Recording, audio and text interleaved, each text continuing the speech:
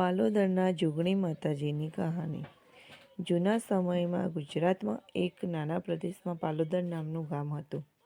આ ગામમાં ચારે બાજુ જંગલો, પહાડીઓ અને નદી નાળાઓથી ઘેરાયેલું હતું.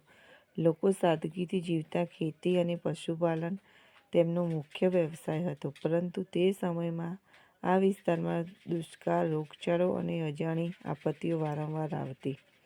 એ જ સમયમાં પ્રગટ થઈ જોગણી માતાજી, શક્તિનું સ્વરૂપ, ન્યાયની દેવી અને ભક્તોની રક્ષિકા. માતાજી પ્રાગટ્ય.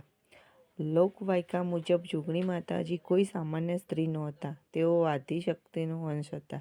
કહેવામાં આવે છે કે એક રાત્રે પાલોદર ગામની બહાર આવેલા વડના ઝાડ નીચે તેજ પ્રકાશ થયો. ગામના ગોવાળીઓએ ત્યાં એક દિવ્ય સ્ત્રીને ધ્યાનમાં બેસેલી જોઈ.